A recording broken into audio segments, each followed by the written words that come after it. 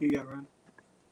All right, there we go. What is up, Inside Out family? Oh my gosh, it's been a week. About a week. A It's been week. a full 7 days since A we've week done this. too long. Am I right? Yeah, right? Oh my gosh. I'm still worn out from kayaking. What about you? Kayaking. I am so tired. Yes, I'm burnt again. Burnt on top of my last burn. So that's fun. Double burnt. Yeah, double burnt. But We're seeing some people pop into the stream right now. yes. So yes. when you guys get in, make sure you drop some comments so we can see you there and know that you're here so we can talk to you. We got about 3 people in here. There's Carter. What's up, Carter? Yeah, comment if you're here. We can't see if you're Not here. hey, but hey. Hey, I'm not doing that. We're not back yet. So once we get back, I promise I'll say it. Man, I'm excited for tonight. I'm excited for tonight. What are we going to talk about tonight, CJ? Tonight it is one of the last fruits of the Spirit that we're talking about tonight. Ow, what was that for? I can't control myself. I'm sorry. Dude, oh my gosh. What are we gonna do at the Okay. time? Anyways, Chase, what's up, dude? self-control, duh. Oh, I'm an idiot. How are you doing, Chase? It's good to see you. What up, Zoe? Zoe? Oh my gosh. Nadine, I think I just saw you like a few minutes It's ago. not It's like like you're it's in like you're in the next room. Maybe. I don't know. I don't know. I'm excited for tonight. Hey, it's on. What up? What's Autumn? I was having a really hard time reading that name. Yes. So I'm glad you said who it was, Autumn and Ellen, because that was gonna be tough for me. Yeah, I'm excited for tonight. Pastor Chris is gonna come worship. It's sounding pretty good. I'm excited. I'm excited about worship tonight. Yes. What songs were we playing? I think it was Sea of Victory and Wide Open, which I have cool stories for both of those songs right after worship. I'm excited. What we got going on this weekend? And This weekend we're gonna be doing worship at the park at Liberty Park, right? 6 o'clock on Saturday. Is that what time it was? Is that right, Luther? I believe it's 6 o'clock on Saturday. I have it on my calendar. So if I'm wrong on that one, CJ can punch me. But I'm fairly certain I'm correct on that one. But I mean, he can be buttoning his knuckles and things of that sort. But we got this. But yes, we're gonna be doing that on Saturday. We're gonna get the time for certain, but I think it's gonna be 6 o'clock out at Liberty Park. So if you get the opportunity to come on out, like 6 o'clock Saturday, Liberty Park. Miranda and the gang and Kim are going to be putting on a worship set for us, and we're going to be able to do that. So we're really excited about that. It's going to give us an opportunity to kind of be around each other and hear each other's voices. Obviously, they're going to be doing as safely as possible. So make sure, bring whatever you need to be safe in that situation. But we're really looking forward to seeing everybody. Yes, I'm very excited. And we're about getting ready to go to worship. But before that, I just want to pray us and get us ready for tonight, because I'm so excited. I know that God's going to bring a message through Pastor Chris in this message of self-control and through worship, through our small group. It's going to be an awesome night. So let me go ahead and pray us in. Dear Heavenly Father, I want to thank you right now for Wednesday nights, that we can just get away from the distractions of our jobs, of school, of anything. Just thank you for Wednesday nights. God, I pray as we go into worship and into the message that you would just speak and you would interrupt anything going on in anyone else's lives and help us learn about self-control and how we can involve that in our lives. It's your heavenly and precious name I pray. Amen. Amen. All right, so we are getting ready to go to worship.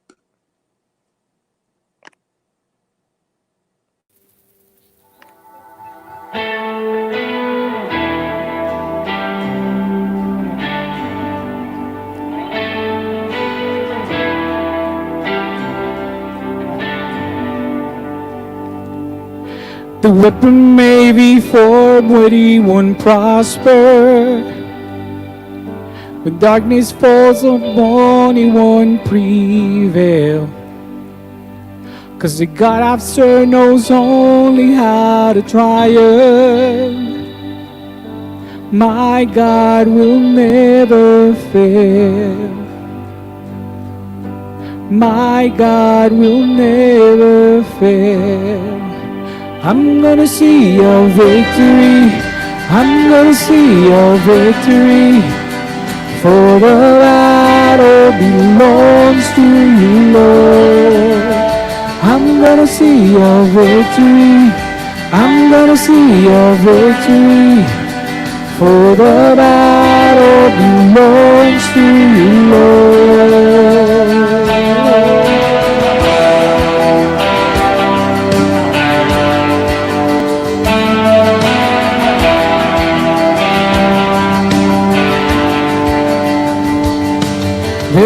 power in the mighty name of Jesus. Every war he wages, he will win. I'm not backing down from any giant. I know how this story ends. Yes, I know how the story ends. I'm gonna see your victory. I'm gonna see your victory. For the battle belongs to you, Lord. I'm gonna see your victory. I'm gonna see your victory. For the battle belongs to you, Lord. I'm gonna see your victory. I'm gonna see your victory. For the battle belongs to you, Lord. I'm gonna see your victory. I'm gonna see your victory. For the battle belongs to you, Lord.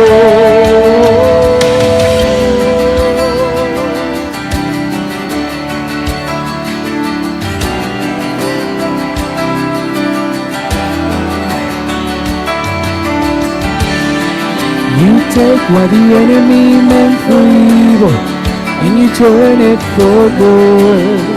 You turn it for good. You take what the enemy meant for evil and you turn it for good. You turn it for good. You take what the enemy meant for evil and you turn it for good. You turn it for good. You take what the enemy meant for evil and you turn it for good. You turn it for good. You take what the enemy meant for evil and you turn it for good. You turn it for good. You take what the enemy meant for evil and you turn it for good. You turn it for good. I'm gonna see your victory. I'm gonna see your victory. For the battle belongs to you, Lord. I'm gonna see your victory. I'm gonna see your victory.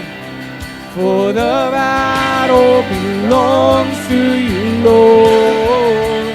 I'm gonna see your victory. I'm gonna see your victory. For the battle belongs to you, Lord. I'm gonna see your victory. I'm gonna see your victory, yes. For the battle belongs to you, Lord. You take what the enemy meant for evil and you turn it for good. You turn it for good. You take what the enemy meant for evil and you turn it for good. You turn it for good. You take what the enemy meant for evil and you turn it for good. You turn it for good.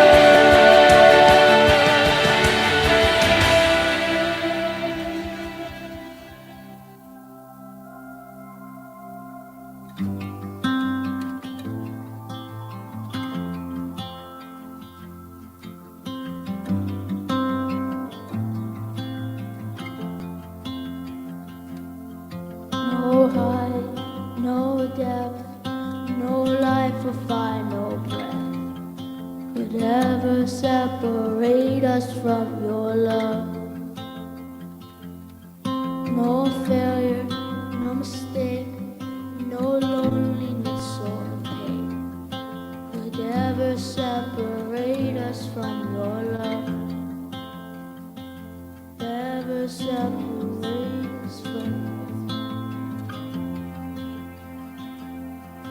On the other side of everything I'm afraid of, you're standing with your arms wide open, wide open. Even in my deepest doubts and wonders, you're standing with your arms wide open, wide open.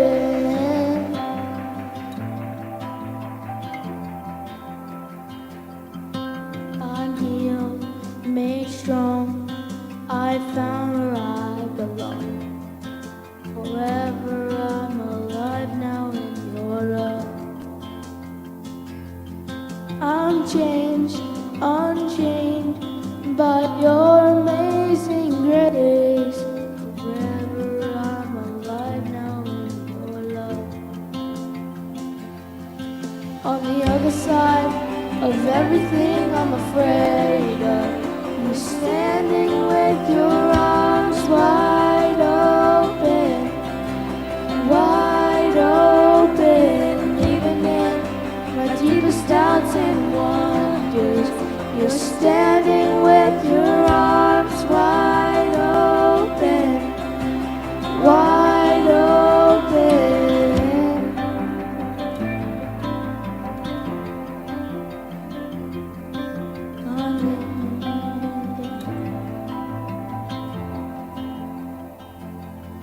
If I make my bed in darkness, if I try my best to hide, you know the farthest ocean, you give the morning its light. I can't run from your presence, there's no place that far. So I run to you, my Savior, there's safety in your arms.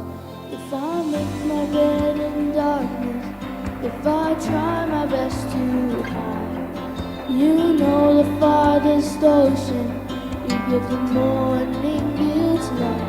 I can't run from your presence, there's no place that far. So I run to you, my Savior, there's safety in your arms.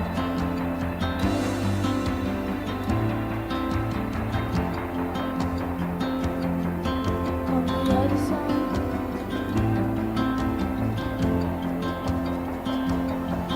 on the other side of everything I'm afraid of, you're standing with your arms wide open, wide open.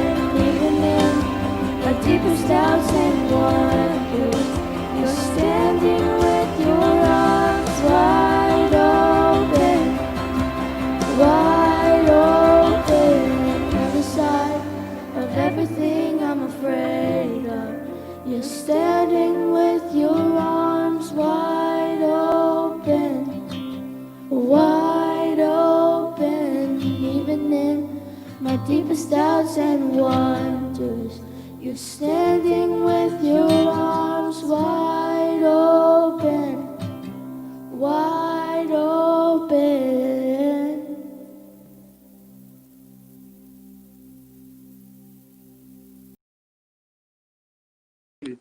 Man, that was fantastic. I love both Sea of Victory and Wide Open. One thing about Sea of Victory, it's actually a really good Bible story from I can't remember where it starts, but it's in the latter part of Genesis, and it's talking about Jacob's son Joseph. And if you don't know the story, long story short, Jacob had a lot of sons, and Joseph was basically the favorite. And the other brothers got jealous of Joseph, and got jealous of Joseph. So instead of trying to kill him, they put him into slavery in Egypt. Egypt is like the big bad guy at this point. And so they sold him into slavery into Egypt. And through all of it, God was faithful to Joseph. And as he, was a slave, he eventually got made second in command to Pharaoh, the king of Egypt. And Eventually, the famine came, and Joseph's brothers thought he was dead at this point. And when they needed help, they came to Egypt, and guess who they went to? They came to Joseph. And Joseph could have just had his brothers murdered for, selling him into slavery. But instead, he says in Genesis 50, verse 20, "You intended to harm me, but God intended it all for good." I love that. Instead of choosing to murder he forgave his brothers and helped them. And I think it's a good lesson in those songs that when we're singing, when we're worshiping, we're not just singing songs to sing songs. It's not words that have just been thrown into a tune for no reason at all.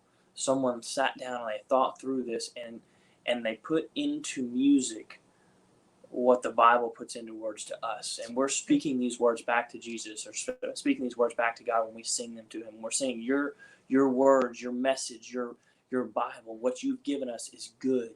And this is what we're giving back to you, your praise to you for what you've done. That's right. So we're really excited for Pastor Chris to come in and talk about self-control tonight. I think this is something just like all of the fruit of the Spirit, obviously, that we have to learn that self-control, what does that look like in our life? How do we apply it?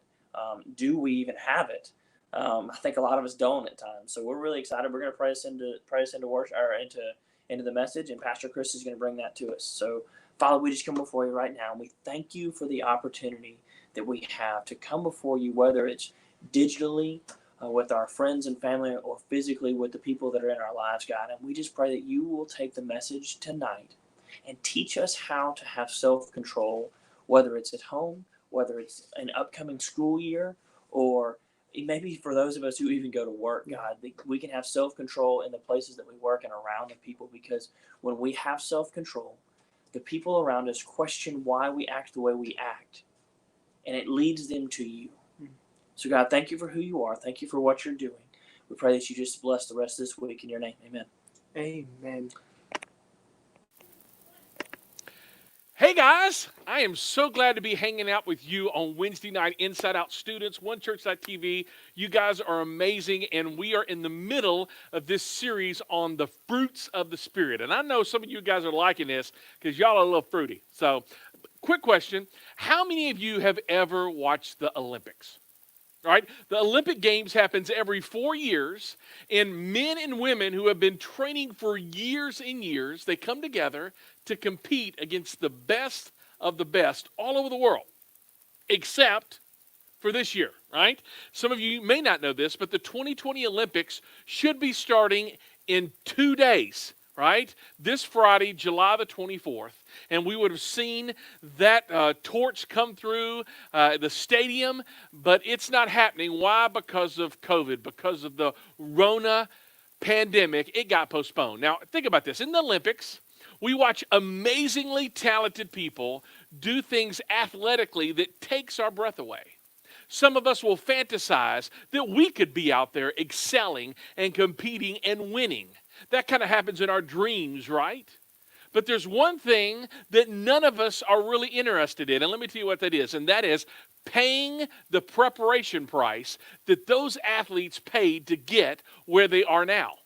I mean, think about it. Whether it be at basketball, football, soccer, the average fan has no idea the price that these players pay during the week in order to perform well.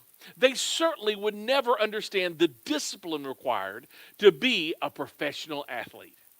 They had to watch game films for hours on end. They had to run practice plays 2 a day, 3 a day in practice, sometimes hundreds of times during the week.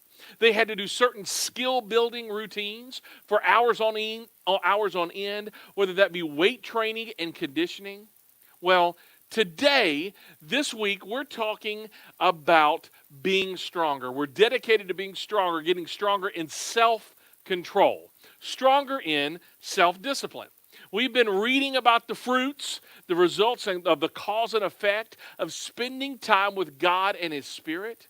And these are found in Galatians chapter 5, verses 22 and 23. So let's read it one more time. This is what it says. Paul writes this. But the Holy Spirit produces this kind of fruit in our lives. And then he lists them out: love, joy, peace, patience, kindness, goodness, faithfulness, gentleness, and look at this last one that we're going to look at tonight: self-control. And he ends that there's no law against these things. There's no law that could cause this to make you want to do all of those things. That only comes through the Spirit. So tonight, we're going to be talking about self-control, self-examine, self-discipline, taking custody of yourself. That just because you feel it doesn't mean you have to do it. Here's our big idea tonight, and we're going to be repeating this over and over and over again. And here's our big idea: that choosing to do, this is what self-control is choosing to do what you should even when you don't want to. Let me say that one more time.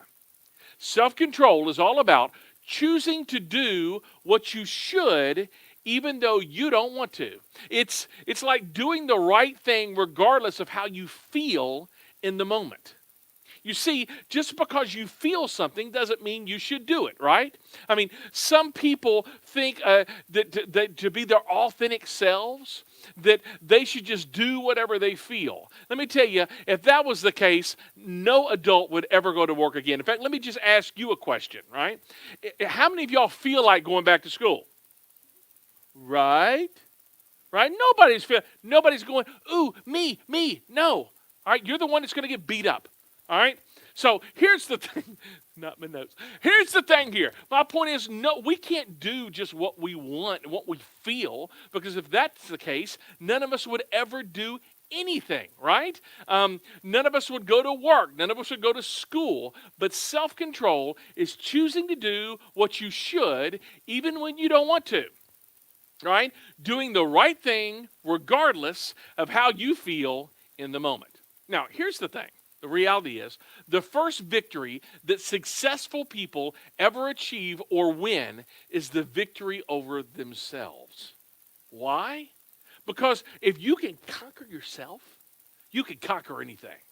The moment we begin to have victory over our own selfishness, or maybe our over desires, or maybe some bad attitudes, right? Feelings, right? And we become self-controlled, then all of a sudden we can become victorious over other things in life. Let me give you the Greek word for self-control, and it means to get a hold of, to get a grip on.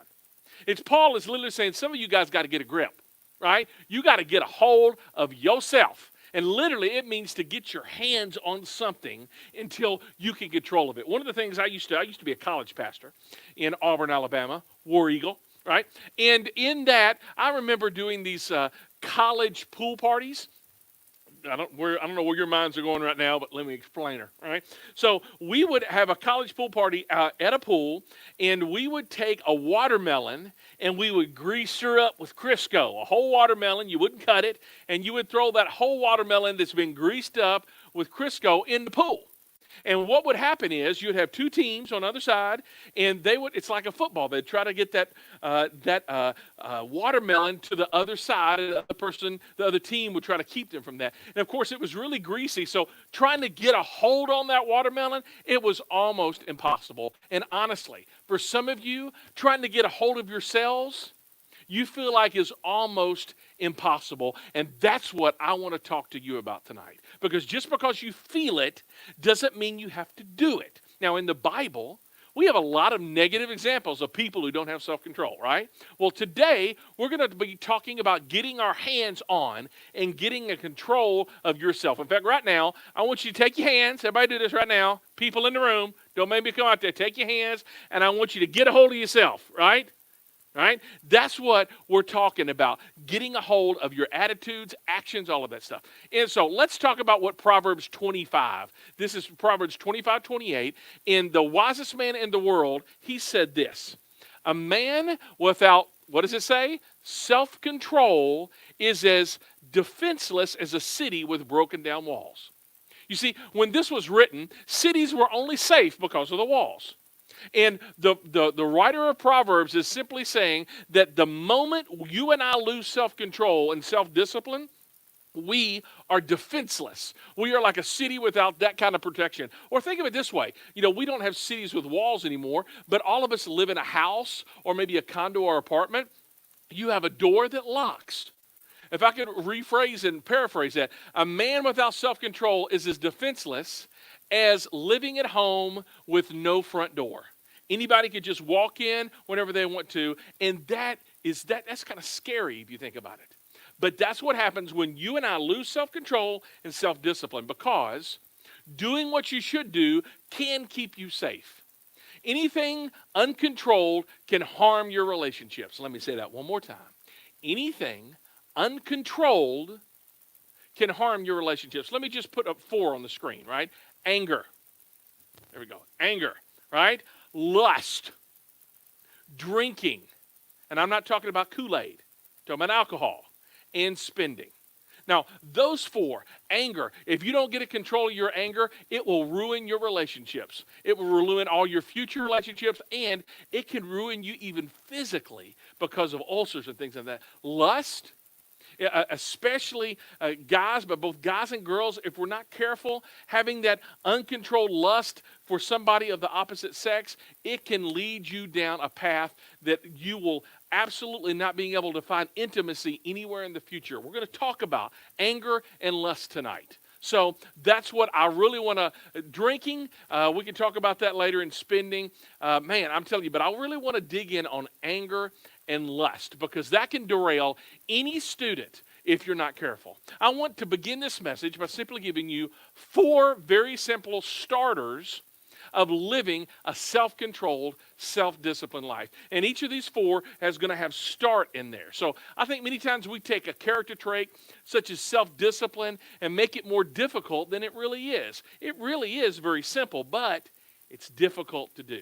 Here's the starters of self-discipline. Number 1, start with who? Yourself. Don't start with your mom. Don't start with your dad or your friend or somebody you're sharing a locker with. You see, we would rather start with someone else, right? We would rather start with your brother, your sister, your greasy granny, your mom, your dad, your stepdad, your friend. But we have to start with yourself. A wise preacher once said this: of all of the people you come in contact with, who gives you the most trouble? And he responded this way: I have the most trouble with myself. You see, I think if you could kick the person responsible for most of your troubles, none of us would be able to sit down in a week, right? We have to start with ourselves. I have to start with myself, because self-control is choosing to do what you should even when you don't want to. Have you ever heard someone simply say this, or maybe you've said it to yourself? You make me so angry, right? Well, that's not starting with yourself, is it? You are blaming someone else for you losing your temper and your cool, and you will never get better by blaming other people for your junk. In fact, you spell blame being lame. That's how you spell it. Be lame. You make me so angry. And no, you lost self-control. It had nothing to do with anybody else or external circumstances. Some people call this today being triggered. And even that, we're blaming somebody else for our loss of self-control and pulling our trigger. You see, when do you lose self-control? When do you lose control? What makes you angry? We have to control our anger. Solomon wrote this. He writes a lot of stuff about anger, and you're not going to like it, nor will I. He says this: it is better to be slow-tempered than famous. It is better to have self-control, getting a grip of yourself, than to control an army. Now, how many of y'all would like to be famous? I would, right? But Solomon says it is better to be slow-tempered than famous. So whoever you emulate, what singer, what actress or actor you want to say, yeah, I want to be like that. What Solomon is saying, it is better for you to not lose your cool and to be slow-tempered than to be famous. And he continues. It is better to have self-control, there's our word again, than to control an army. What Solomon is simply saying is that all of us, we would like to be in charge and telling people what to do. But here's the gig. Right? You can't tell other people what to do until you can tell yourself what to do. Some of y'all need to write that down. Here are some other verses about your anger. All right, Proverbs 14:29. A wise man controls his temper. He knows that anger causes mistakes. Or what about this one? Don't befriend angry people or associated with hot-tempered people. That's Proverbs 22:24. Don't befriend them. Don't associate with them. This is a good one. A fool is quick-tempered. A wise man stays cool when insulted. You know, the Bible calls you a fool if you lose your cool. Keeping your cool is always the wise choice. Think before you lose your temper. Now, the next start, number 2, is start early. The earlier, the better. I consider self-discipline the most important part of a person's character because it's going to give you success and help you reach the highest potential that they could possibly reach. And let me simply say this. The best, highest potential you can possibly reach, we think, well, if they got more education, okay, that's great. If they have more opportunities, that's great. But really, what's going to give you the most success is you having self-control and self-discipline. It will give you the success and help you reach the highest potential that you can possibly reach. So I would simply encourage you to start early. That is why we're talking about this at Inside Out tonight. Let me tell you about my mom and dad. My mom and dad started early on me and gave me chores to do around the house. Now, I have 3 boys, and they too have responsibility, and I give them chores for the week.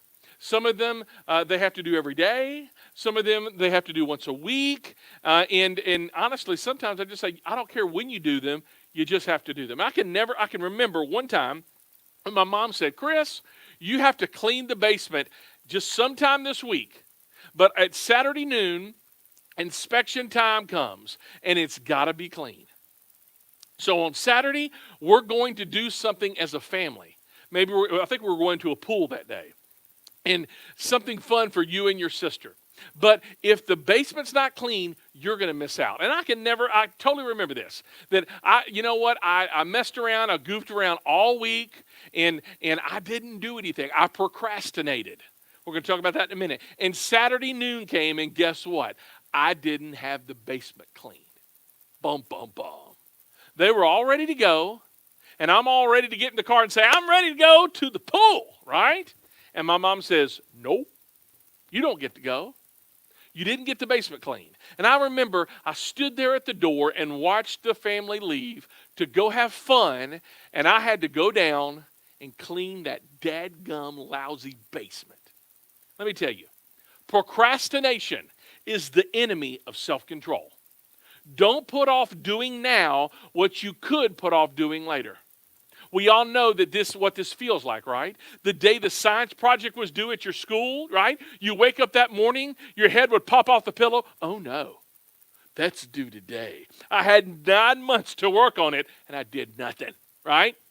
Start early. I know my kids have done that. I've had my kids come down. Oh, by the way, I have to do a science project on amoebas. I'm like, excuse me? Well, how long have you known about it? About 6 months. Oh, okay. All right. And when's it due? Today. Then you got a problem, right? Procrastination is the enemy of self-control. Don't put off now what you could do later. Self-control, listen to this, is choosing to do what you should even when you don't want to. It's doing the right thing regardless of how you feel in the moment. Number 3, start small. Start small. You know, I think so often we look back at life and I want to do something big. Let me tell you, you don't have to worry about doing something big. There's this old joke. How do you eat an elephant? Anybody want to take a guess?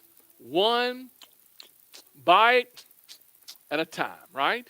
How do you tackle big issues in your life? You start small. Do what you can do today. So how do you become closer to God? Well, you don't start by praying an hour a day. You do it by spending a little time with God every day. Maybe it's 5 minutes, maybe it's 3 minutes, but you start small. And then lastly, 4, start now. Start now.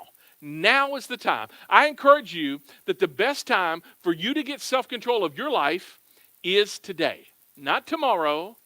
I'm amazed at how people are always going to do something someday. You know, if you looked on your calendar on your phone, you know what you're not going to see? You're going to see Monday, Tuesday, Thursday, Wednesday. You're never going to see a someday, right? So here's the thing. You're never going to accomplish them if it's someday. Every one of us knows what it's like to procrastinate with things that we need to be doing right now, so start now. And that leads us to the biggest thing that can trip us up as teenagers and adults. I'm putting myself in that as well. All of us need to have self-control when it comes to sex and doing physical things with guys and girls. You know, I'm going to read a lengthy passage from Proverbs. We're pretty much sticking to Proverbs tonight, from Proverbs 7. And I'm going to stop and make some comments on some verses, and then we're going to break up into small groups tonight. So thank you so much. This is Proverbs chapter 7, starting in verse 6, and this is what Solomon says. I was looking out of the window of my house one day, and I saw a what? Simple-minded lad, a young man, lacking common sense. He was crossing the street near the house of a prostitute, strolling down the path by her house. It was at twilight in the evening as deep darkness fell. So this guy is near danger. And it's getting what? Light or dark? Dark. He's in the wrong place at the wrong time. If you want to have self-control when it comes to sex and boundaries physically of the opposite sex, of protecting your heart, emotions, and physical body, then you can't put yourself at the wrong place with someone with nobody else around if you want to have self-control in your sex life. Don't continually be alone with someone you're attracted to. And the writer mentions twilight. My mom, she used to tell me this, that nothing good happens after midnight. And she's right. Look at what happens with this simple-minded young man who lacked common sense. Keep on reading. She approached him, saucy and pert, dressed seductively. She was seen often in the streets and markets, soliciting at every corner for men to come and be her lovers. She would put her arms around them and kiss them, right? Kiss them, and with a saucy look, right? She says, I was just coming to look for you, and here you are. Come home with me, and I'll fix you a wonderful dinner. And after that, well, my bed is spread with lovely colored sheets of finest linen imported from Egypt, perfumed with myrrh, aloes, and cinnamon. In this day, it wouldn't be myrrh. It's perfumed with Axe body spray. Oh, yes. Come on, let us take our fill of love until morning. So she's wanting to get jiggy with it, right? So what happens? This guy loses all self-control. Remember, what is self-control? Self-control is choosing to do what you should even when you don't want to. It's doing the right thing regardless of how you feel in the moment. This guy, he's excited. His RPMs are raging. And he's firing on all cylinders. And the next verse gives the result of what happens. This is the cause and this is the effect of all of this stuff. So she seduced him with her pretty speech and enticed him with her flattery. He followed her at once, like an ox going to the slaughter. He was like a deer caught in a trap, awaiting the arrow that would pierce its heart. He was like a bird flying into a snare, little knowing it would cost him his life. The writer gives us some very vivid word pictures here. Like an ox going to the slaughterhouse. What is going to happen to the ox when he gets to the slaughterhouse? Well, he's going to become steak, right? It's going to be some good eating. And he's going to be killed. When you have no self-control with your sexual desires, it will kill your ability to experience real intimacy when it matters, when you get married. Like a deer caught in a trap, awaiting the arrow that would pierce its heart. When you have no self-control with your sexual desires, your mind is going to replay and replay and replay the pornography that you consumed earlier. And your mind will be trapped in an endless cycle.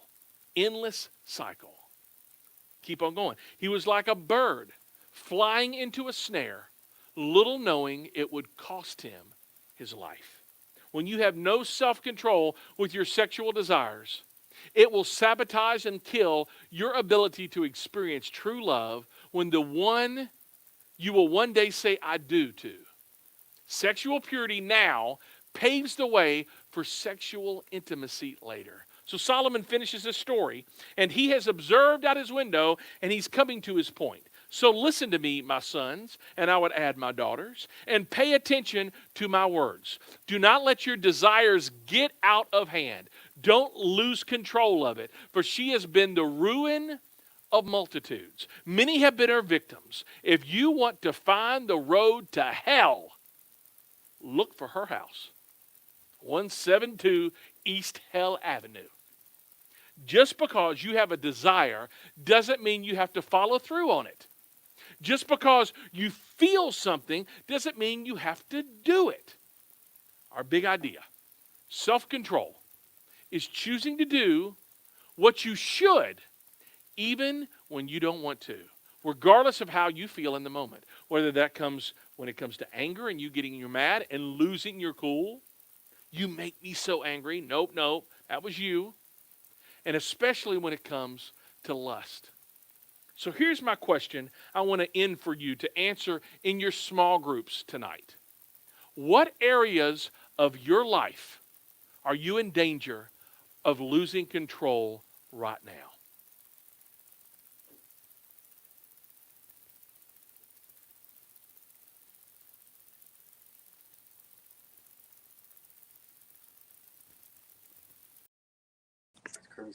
All right. What a message, guys. That was fantastic. Self-control is one of those ones that we all struggle with. We really all have those issues where we can't find out sometimes the best way to respond to people. I think one of the biggest issues that I have with self-control is just simply when I'm tired or I'm stressed out or when I have something going on in my life that just has my attention, and you have that person who's like trying to talk to you and they're kind of like talking in the background and you're like frustrated, you're upset, and they won't just shut up. And then the next thing you do, you snap. Yeah. You let that angry word fly. You let that angry situation go at them. And the next thing you know, you're in a fight with this person, or you've cut a relationship because you didn't have that self-control. Yeah. So many of us go through those situations, whether it's, in our thought life or our life with our friends or family or church. And unfortunately, quite often we can get in those situations with our coworkers, and our family are the ones that sometimes reap the benefits or the negatives of that situation. So definitely a conversation that we all need to have, and how does self-control look in our lives, and how do we walk that out on a day-to-day? So CJ, what else we have for tonight? We are going to small groups next. If you are not connected to a small group, text student. It's one. 1C to 97,000. I'm going to say it one more time. Student. 1C to 97,000. We love you guys. We miss you. Go to group. See you on Saturday.